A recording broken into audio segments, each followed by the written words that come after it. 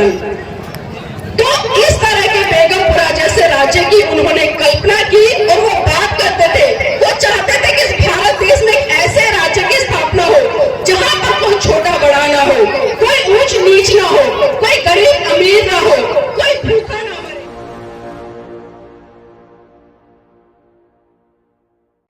सर्वप्रथम महाकारुणिक तथागत बुद्ध को अपनी संकल्पनाओं के सुमन अर्पित करते हुए समस्त भारतीय नारी के मुक्तिदाता, बहुजनों के मुक्तिदाता, दुनिया का सूरज, ज्ञान का प्रतीक, संविधान के रचयिता परम पूज्य बाबा साहब को सशक्त नमन करते हुए बहुजनों को भारत में सत्ता के गलियारों तक ले जाने वाले महामान्यवर काशीराम जी को नमन करते हुए इस देश से पाखंडवाद को अपनी जूती की नोक से धराशायी करने वाले पेरियार जी को नमन करते हुए अपनी 20 बीघे जमीन को बेचकर सच्ची रामायण का इतिहास रचने वाले ललित सिंह यादव जी को नमन करते हुए इस देश में शिक्षा की अलग जगाने वाली राष्ट्रमाता सावित्री बाई फुले और ज्योतिबा फुले जी को नमन करते हुए और इस देश में एक अच्छे संत की उपाधि प्राप्त करने वाले संत शिरोमणि गुरु रविदास जी को सशक्त नमन करते हुए और आज इस मंच के माध्यम से तमाम यहाँ पर उपस्थित मेरे पिता तुल्य भाई बहन और मेरी मातृशक्ति के रूप में मेरी बहनों, आज सभी को मेरा क्रांतिकारी जय भीम, नमो बुद्धाय। जय भीम। ये आजमगढ़ की धरती है और मैं मानती हूँ कि इस आजमगढ़ की धरती का खून इतना गर्म है, कम से कम अगर यहाँ से जय भीम का उद्घोष हो तो वो दिल्ली तक पहुंचे। तो देखती हूँ मेरी आवाज में ज्यादा दम है या आपकी में। जय भीम, जय भीम, जय जय जय जय जय भीम। बहुत खूब दिखा दिया आपने, वास्तव में आप आजमगढ़ के लोग हो और आपके रगों में महान पुरुषों का खून दौड़ता है। साथियों, मैं शुरुआत करूंगी आज उस वाणी से, क्योंकि आज जिस महामानव की हम जयंती मना रहे हैं, संत शिरोमणि गुरु रविदास जी, उन्होंने अपने शब्दों में, अपनी वाणी में, अपने विचारों में कहा कि ऐसा चाहूं राज में, ऐसा चाहूं राज में जहां मिले सबन को अन्न, छोटे बड़े सब सम रहे, रैदास रहे प्रसन्न। तो इस तरह के बेगमपुरा जैसे राज्य की उन्होंने कल्पना की और वो बात करते थे, वो चाहते थे कि इस भारत देश में एक ऐसे राज्य की स्थापना हो जहां पर कोई छोटा बड़ा ना हो, कोई ऊंच नीच ना हो, कोई गरीब अमीर ना हो, कोई भूखा ना मरे, सबके वस्त्र शरीर पर वस्त्र रहे। मतलब एक तरह से एक ऐसा राज्य जहां पर सबको सम्मान अधिकार मिले और एक दूसरे के साथ में करुणा मैत्री भाईचारे का संदेश देते हुए हम सब मिलकर आगे बढ़े और इस भारत देश को गौरवान्वित करने करें।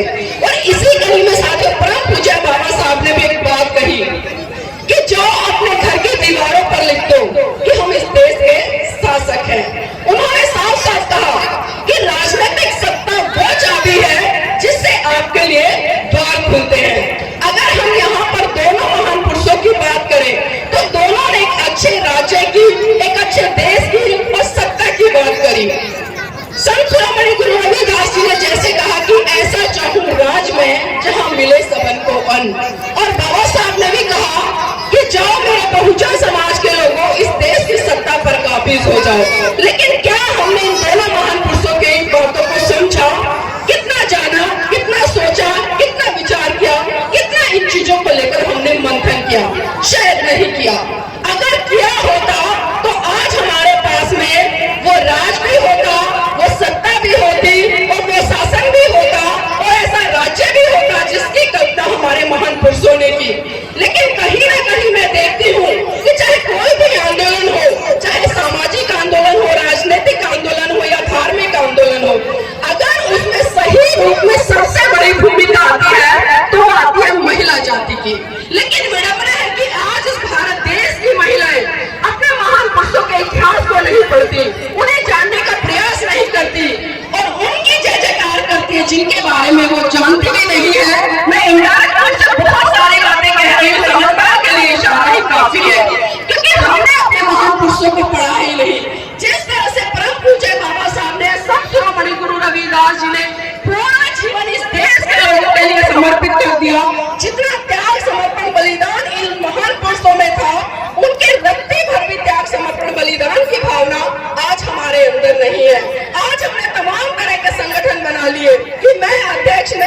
सचिव मैं उपाध्यक्ष, इस तरह की दौड़ में हम लगे हुए हैं। लेकिन क्या कभी हमने कल्पना की, या कभी हमने सोचा, या कभी हमने चिंतन मनन किया कि आज भारत देश का जो सिनेरियो है, आज एक अमीर अमीर होता जा रहा है और एक गरीब गरीब होता जा रहा है। मतलब एक अमीर और गरीब के बीच में इतनी बड़ी खाई बन गई है जिसको पाटना भी असंभव सा लगता है। लेकिन उसके लिए जिम्मेदार कौन? सत्ता पर बैठे हुए लोग या फिर हम लोग? अब सोचिए, इसके लिए जिम्मेदार कहीं ना कहीं हम खुद लोग हैं। क्योंकि साथियों, 5 साल के बाद में आपको मौका मिलता है एक अच्छे राजा को चुनने का, अपने सेवकों को चुनने का, लेकिन कहीं ना कहीं उसी समय हम बहुत बड़ी भूल कर जाते हैं। कहीं ना कहीं हम छोटे छोटे प्रलोभन में आकर बट जाते हैं। कहीं ना कहीं हम दारू के बदले में अपना कीमती वोट, जिसके साथ अनवर श्री राम जी ने बात की कि आपका एक वोट आपकी बेटी की इज्जत के बराबर है, लेकिन हमने उस वोट की वैल्यू को नहीं समझा और छोटे छोटे लालच में आकर अपने वोट की शक्ति को हमने खत्म कर दिया। और उसी का नतीजा रहा कि आज मनुवादी व्यवस्था के लोग मात्र 15-16% होकर इस 85% पर राज कर रहे हैं। और राज ही नहीं कर रहे हैं, बल्कि लगातार इसका शोषण कर रहे हैं, इसके ऊपर अत्याचार हो रहे हैं। आज आपके पास में कुछ नहीं है। अभी पिछले दिनों जिस तरह से बहुत बड़े स्तर पर प्रचार हुआ कि भारत को हिंदू राष्ट्र होना चाहिए। अब एक बात बताइए, जो लोग लगातार भारत को हिंदू राष्ट्र समर्थन की बात करते हैं, भारत हिंदू राष्ट्र हो, इस तरह की बात करते हैं, मेरा एक सवाल उनसे ये है, क्या भारत देश में खाली हिंदू रहते हैं?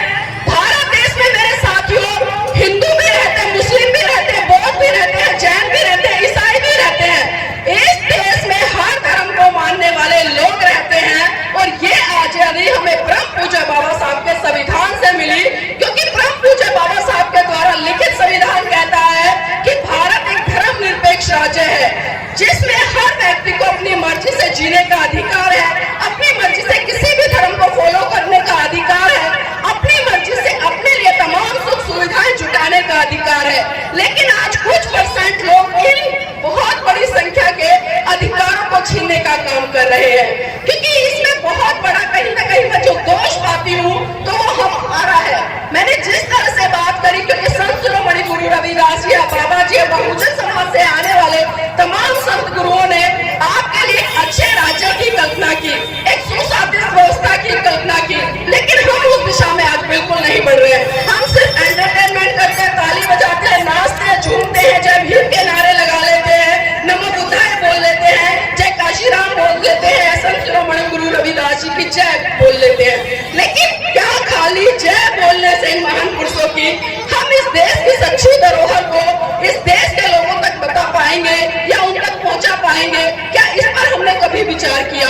साथियों, बहुत ज्यादा एक तरह से मैं कहूंगी कि इस देश में डरावना माहौल बना हुआ है, लेकिन हमें जरूरत उस माहौल को समझने की। अगर मैं त्याग समर्पण बलिदान की यहाँ पर बात करूँ तो मैं परम पूज्य बाबा साहब के जीवन से जुड़ी हुई 2 घटनाओं पर प्रकाश जरूर डालना चाहूंगी। और उस पर प्रकाश डालने का मेरा उद्देश्य ये है क्योंकि यहाँ पर जितनी तमाम महिलाएं बैठी, मेरी बहनें बैठी हैं, वो समझे कि आपके महान पुरुषों ने आपके लिए कितना त्याग समर्पण बलिदान किया है, जिनके त्याग समर्पण बलिदान के कारण आज आप ये स्वतंत्र जीत रही है। तो ये सोचने वाली बात है। मेरी बहनों, बात उस समय की है जब परम पूज्य बाबा साहब मुंबई हाईकोर्ट में प्रैक्टिस कर रहे थे। उनके पास अचानक खबर पहुंची कि साहेब, आपका बेटा राजरतन बहुत बुरी तरह से बीमार है और अपने जीवन की अंतिम सांसें ले रहा है। ये बात सुनकर परम पूज्य बाबा साहब तुरंत घर दौड़े आए और जैसे ही उन्होंने अपने बेटे राजरतन को गोद में उठाया, राजरतन ने बाबा साहब की गोद में ही दम तोड़ दिया।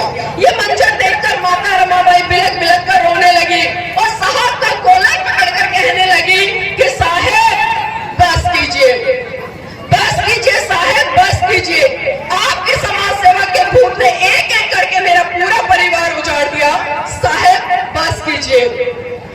तो बाबा साहब कहते हैं कि रमा रमा चुप हो जा, रमा चुप हो जा, तू तो रो भी सकती है, लेकिन मेरी तो आंखों के आंसू सूख चुके हैं, क्योंकि प्रतिदिन मैं अपने समाज के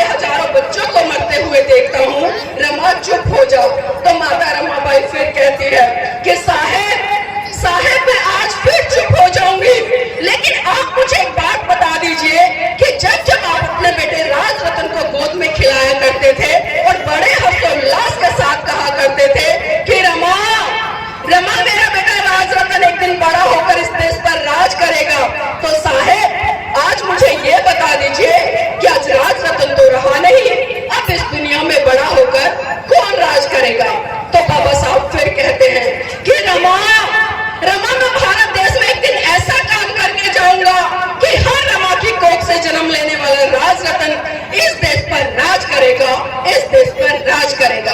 लेकिन ये बात कितने लोगों ने समझी, ये बात कितने लोगों ने समझी, और वो राज परम पूज्य बाबा साहब आपको संविधान के अंदर लेकर गए, एक वोट देने तक से लेकर एक शासक बनने तक का अधिकार। लेकिन हमने उस वोट की वैल्यू को बिल्कुल भी नहीं समझा।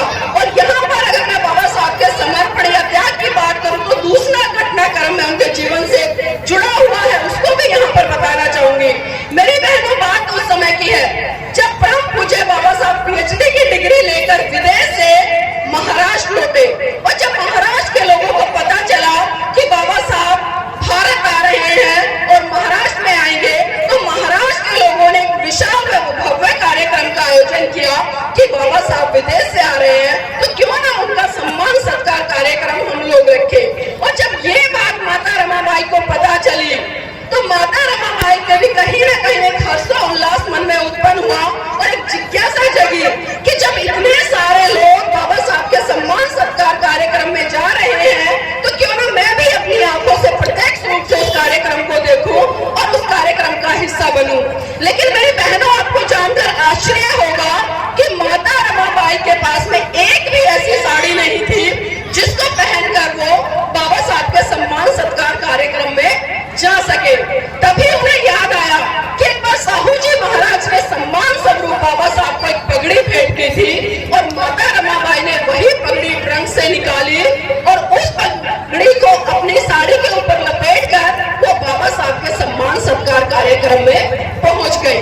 अब एक बात बताइए, जिस महिला के जीवन साथी का इतना बड़ा मान सम्मान सत्कार कार्यक्रम हो रहा हो तो उस महिला को कहाँ होना चाहिए, कहाँ होना चाहिए, कोई भी बताए। मंच पर होना चाहिए ना, ऐसा ही है ना, मंच पर होना चाहिए ना। अगर मंच पर भी नहीं है तो कम से कम जो मंच के आगे पब्लिक बैठी है, जो पंक्तियां लगी हुई है, पहली पंक्ति में होना चाहिए। लेकिन आपको जानकर आश्चर्य होगा कि माता रमाबाई ना तो स्टेज पर थी, ना मंच के सामने जो पंक्तियां लगी थी उसमें थी। मतलब दूर दूर तक भीड़ में माता रमाबाई कहीं नजर नहीं आ रही थी। बाबा साहब भी कहीं ना कहीं आस लगाकर, एक टकटकी लगाकर, एक उम्मीद लगाकर भीड़ में माता रमाबाई को निहार रहे थे, लेकिन दूर दूर तक माता रमाबाई उन्हें दिखाई नहीं दी। तो अचानक बाबा साहब की नजर भीड़ के पीछे एक पेड़ था और उस पेड़ के पीछे एक महिला खड़ी थी जो चुपके से बाबा साहब को दूर से निहार रही थी। बाबा साहब बिना कुछ कहे समझ गए कि वो भीड़ के पीछे जो पेड़ है और उस पेड़ के पीछे जो महिला खड़ी है वो कोई और नहीं बल्कि वो मेरी जीवन संगनी रमाबाई है। बाबा साहब का जैसे ही भाषण खत्म हुआ, बाबा साहब भीड़ को चीरते हुए सीधा माता रमाबाई के पास पहुंचे और उनका हाथ पकड़कर बोले कि रमा, रमा ऐसा नहीं है कि मैं तेरा श्रृंगार नहीं कर सकता, रमा ऐसा नहीं है कि मैं तुझे आभूषणों से नहीं लाद सकता, रमा ऐसा नहीं है कि मैं तेरा सत्कार नहीं कर सकता, रमा ऐसा नहीं है कि मैं तुझे एक से बढ़कर एक साड़ी नहीं पहना सकता, लेकिन रमा जितनी जिम्मेदारी मेरी तेरे प्रति है उससे कहीं ज्यादा जिम्मेदारी मेरी इस भारत देश की प्रत्येक महिला के प्रति है जिसको शरीर ढकने के लिए आज वस्त्र तक नहीं मिलते। तो सोचिए मेरी बहनों, जिस माता रमाबाई ने अपने जीवन में कभी भी अच्छी साड़ी नहीं पहनी और उन्हीं माता रमाबाई के त्याग समर्पण बलिदान के कारण आज आप 100 रुपए से लेकर 1 लाख रुपए तक की साड़ियां पहन रही है, ये देन सिर्फ और सिर्फ माता रमाबाई की है। तो मैं नतमस्तक करती हूँ ऐसी महिला को जिसने अपना पूरा जीवन अपने पति को आगे बढ़ाने के लिए लगा दिया, इस समाज के लिए लगा दिया। मैं कहती हूँ जिस दिन मेरे समाज की बहनें, भारत देश की बहनें माता रमाबाई के जीवन का 10% भी जी लेंगी ना, तो मैं गारंटी के साथ यहाँ पर कह रही हूँ उस दिन इस भारत देश में एक नहीं बल्कि हजारों की संख्या में अम्बेडकर पैदा हो जाएंगे। लेकिन जरूरत है हमें माता रमाबाई बनने की। यहाँ पर बहुत सारी बहनें आई हुई हैं, मैं बहुत समय से यहाँ बैठी हूँ, मैं कुछ चिंतन मनन कर रही थी देखकर, क्योंकि साथियों हम बात करते हैं समानता की, बड़ी बड़ी बातें कर लेते हैं मंचों से, लेकिन क्या व्यवहारिकता में हमारे में समानता है, ये चीज हमारी तब सामने आती है जब हम इस तरह के कार्यक्रमों में जाते हैं और हम देखते हैं। एक सवाल है मेरा आप सबसे, यहाँ पर जितने भी लोग उपस्थित हैं, चाहे बहनें हैं या भाई हैं, कितने लोग बाबा साहब को अपना अनुयायी मानते हैं?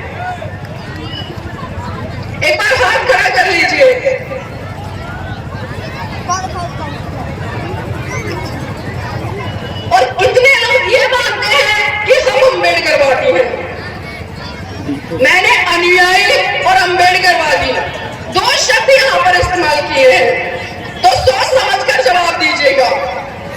अब एक दूसरा सवाल है, कितने लोग यहाँ पर ऐसे हैं जो बौद्ध हैं? सोच समझकर हाथ उठाना।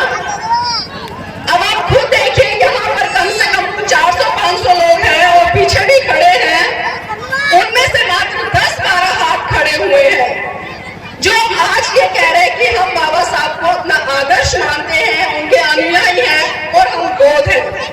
तो क्या हम सही रूप में आज नहीं कह सकते हैं कि हम बाबा साहब के अनुयायी हैं? क्योंकि साथियों, बाबा साहब ने आपको एक ऐसा धर्म दिया जो आपको वैज्ञानिकता के आधार पर तर्क की कसौटी पर खड़ा उतर के आपको आगे बढ़ने के लिए प्रेरित करता है। वो कभी चमत्कार की बात नहीं करता, वो आडंबरों की बात नहीं करता, वो रीति रिवाजों की बात नहीं करता, वो रूढ़िवादी परंपराओं की बात नहीं करता, बल्कि वो मनुष्य को मनुष्य होने पर गर्व महसूस कराता है। लेकिन हमने बाबा साहब की इस बात को बिल्कुल भी नहीं समझा। संत शिरोमणि गुरु रविदास जी ने जिस तरह से जाति को खत्म करने की बात की, पाखंडवाद को खत्म करने की बात की, रूढ़िवादी परंपराओं को खत्म करने की बात की, लेकिन क्या हमने उनकी इन बातों को माना? क्या उनकी इन बातों को हमने मनोसात किया या मनोसात करके उनको जन जन तक पहुंचाने का काम किया? शायद नहीं किया। अगर किया होता तो आज हमारी जो दिशा है या जो हमारी दशा है वो बिल्कुल एक बहुत अच्छी दिशा में होती। लेकिन आज भी कहीं ना कहीं, आज जब भारत को आजाद हुए कम से कम 77 साल बीत गए हैं, आज हमारे पास में हक अधिकार लेने के लिए संविधान रूप एक महान ग्रंथ है, लेकिन उसके बावजूद भी आज भी मेरे देश की महिलाएं कर्मकांड, पूजा पाठ, आडंबरों में उलझी हुई है। अभी पिछले दिनों जिस तरह से अयोध्या में राम मंदिर का निर्माण हुआ, कई महीने पहले गाने लगे कि राम जी आएंगे तो मेरी झोपड़ी के भाग खुल जाएंगे, राम जी आएंगे तो मेरे घर में दीपक जल जाएंगे। लेकिन मैंने देखा कि अयोध्या के पास ही जहां पर राम मंदिर का निर्माण हुआ, जहां पर प्राण प्रतिष्ठा की गई उन लोगों के द्वारा, वहां पर तमाम गरीब लोग ऐसे थे जो झुग्गी झोपड़ियों में रह रहे थे, उनकी झुग्गी झोपड़ियों को तोड़ दिया गया। किस लिए? कि राम जी आएंगे। अब मैं पूछना चाहती हूँ, कितने लोगों ने देखा कि राम जी आए? किसी ने देखा? कितने लोगों का कष्ट दूर हुए? कितनों का उद्धार हुआ? शायद नहीं हुआ। अगर हुआ होता कम से कम 2-4 लोग तो आकर यहाँ पर प्रमाण देते, और आजकल के कुछ साधु संत खुले तौर पर कह देते हैं कि जो राम को नहीं भजता वो चमार है। राम भद्राचार्य के स्टेटमेंट कह रही हूँ मैं, ये मेरी कोई बात नहीं है। अभी पिछले दिनों जिस तरह उन्होंने कहा कि जो राम को नहीं भजता वो चमार है, अगर इसको हम सकारात्मक रूप से देखें तो इस देश में बहुत सारे लोग रहते हैं, मतलब राम को भजने वालों की संख्या बहुत कम है, तो पूरा भारत देश, पूरा विश्व एक तरह से चमार हुआ। और दूसरी उन्होंने जो बात की, उन्होंने कहा कि अगर कोई व्यक्ति बीमार हो जाए तो वो अस्पताल न जाए, बल्कि अस्पताल की बजाय वो राम मंदिर चला जाए तो वो ठीक हो जाएगा। एक और उनकी स्टेटमेंट आई कि जो व्यक्ति बीमार हो जाए वो हनुमान चालीसा का पाठ कर ले, वो ठीक हो जाएगा। लेकिन मेरे भाइयों, मेरी बहनों, आपको जानकर आश्चर्य होगा, वही राम भद्राचार्य जी 2-4 दिन के बाद बीमार हो गए, और जब वो बीमार हुए तो आगरा के बहुत बड़े अस्पताल में एडमिट हुए, और वहां पर वो अपने जीवन से इतना संघर्ष कर रहे थे कि वहां पर भी दवाइयों से कोई रिलीफ नहीं मिला, तो सीधा वो देहरादून के हॉस्पिटल में रेफर कर दिए। अब सोचिए कि जो व्यक्ति खुद ये कह रहा है कि आप बीमार हो जाओ तो हनुमान चालीसा कर लेना या राम मंदिर चले जाना, आप ठीक हो जाओगे, फिर राम भद्राचार्य जी अस्पताल क्यों गए? क्या हमने सवाल खड़ा किया या कभी पूछा, क्या कभी चिंतन मनन किया? जब इतनी ही शक्ति हनुमान चालीसा में थी या राम मंदिर में थी, तो राम भद्राचार्य जी खुद ही उच्चारण कर लेते हैं, राम मंदिर चले जाते हैं। उन्हें क्या जरूरत थी दोनों अस्पताल बदलने की? क्योंकि वो भी अच्छी तरह से जानते हैं कि यहाँ पर चमत्कारों से कोई काम होने वाला नहीं है, न कोई राम जी ठीक करेंगे उन्हें, न कोई हनुमान चालीसा ठीक करेगी। अगर कोई ठीक करेगा तो वो विज्ञान पढ़ने वाला जो डॉक्टर है, जो डिग्री लेकर आया, जिसने सर्च किया है, वो डॉक्टर उन्हें ठीक करेगा। उनको भी पूरा विश्वास है कि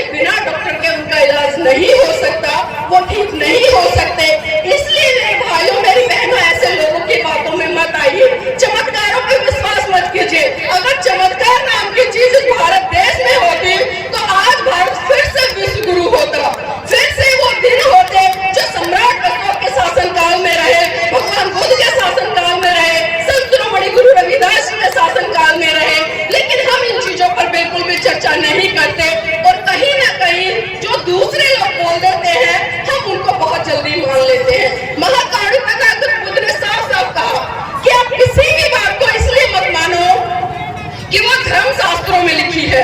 आप किसी भी बात को इसलिए मत मानो कि मैं कह रहा हूँ।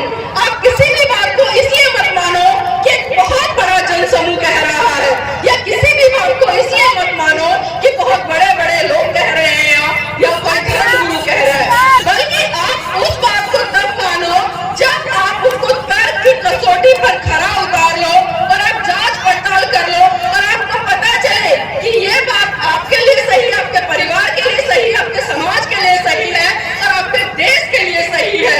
अगर इस कसौटी पर वो बात खरी उतरती है तो आप उस बात को आराम से मान लो, अन्यथा तो उस बात को वहीं का वहीं छोड़ दो। लेकिन आज मानने की संस्कृति बहुत ज्यादा है, हम मानने पर बहुत ज्यादा जोर दे रहे हैं, हम कभी जानने का प्रयास नहीं करते। लेकिन हमारे तमाम महान पुरुषों ने हमें जानने के लिए प्रेरित किया। उन्होंने कहा कि पहले आप सवाल करो, क्योंकि जब तक आप सवाल नहीं करेंगे आपकी समस्या का समाधान नहीं होगा। और आज हमने क्या किया? आज हमने सवाल करना छोड़ दिया। आज जिस तरह से मैं बात कर रही हूँ, आप लोग यहाँ पर बैठे साथियों, धीरे धीरे बहुत सारी चीजें हमसे छीनी जा रही है, क्योंकि जब हमने पढ़ना शुरू किया, हमने चीजों को सोचना समझना शुरू किया, अपने महान पुरुषों को पढ़ना शुरू किया। जिस तरह से संत शिरोमणि गुरु रविदास जी ने कहा कि मन चंगा तो कटौती में गंगा, हमने कितना उनकी बातों को समझा, लेकिन दूसरे लोगों ने उनकी इस बात को बहुत अलग तरीके से बताकर हमारे बीच में प्रसारित करने का काम किया। तो ये चीजें भी हमें कहीं ना कहीं सोचनी होंगी कि आज धीरे धीरे जो हमसे एजुकेशन छीनी जा रही है, और उसका बहुत बड़ा कारण है क्योंकि हम पढ़ेंगे तो सवाल करेंगे। इसलिए सीधा जो मनुवादी लोग हैं या शासन पर बैठे हुए लोग हैं, उन्होंने सबसे पहला प्रहार आपकी शिक्षा पर किया, आपसे शिक्षा छीन ली, क्योंकि आप ना शिक्षित होंगे, न तर्क वितर्क करना सीखेंगे, न सवाल करेंगे, तो इससे अच्छा उन्हें कोई और उपाय नहीं लगा कि इनसे शिक्षा छीन लो। और जिस तरह से मेरे देश का युवा आज बेरोजगार घूम रहा है, चारों तरफ हाहाकार हो रही है। आज आप देखिए आंकड़े उठाकर, जो डॉक्टर है, इंजीनियर, पीएचडी लोग हैं, वो बेचारे कोई चाट की रेडी लगा रहा है, कोई चाय बना रहा है। मतलब समझ सकते हैं आप क्या हो रहा है इस भारत देश में। तो मेरे साथियों, मेरी बहनों, मैं सिर्फ इतना ही कहना चाहूंगी, अगर हमें अपने महान पुरुषों की जयंतियां मनानी है, उनके इतिहास से रूबरू होना है, तो सबसे पहले हमें उनको पढ़ना पड़ेगा और पढ़कर अपने समाज के प्रत्येक बच्चे से लेकर महिला तक को जागरूक करना पड़ेगा। तभी हम अपने महान पुरुषों की जयंती को साकार कर पाएंगे। अन्यथा तो आप कितनी ही जय जयकार करते रहे, कितनी ही जयंतियां मनाते रहे, कोई फायदा होने वाला नहीं है। तो पहले विचारों को आदान प्रदान करें, विचारों को पढ़े, विचारों को समझे। और अंत में मैं अपनी बात को विराम देने से पहले सिर्फ इतना ही कहना चाहूंगी कि देखना बहुत कुछ है, देखना बहुत कुछ है, देखते रहिए। देखना बहुत कुछ है, देखते रहिए। करना बहुत कुछ है, करते रहिए। समाज आज भी बलिदान मांगता है, पर सच तो ये है मेरे साथियों, आज आपसे आपकी जान नहीं बल्कि आपका ईमान मांगता है, आपका ईमान मांगता है। जय भीम, नमो बुद्धाय, जय संत शिरोमणि गुरु रविदास जी।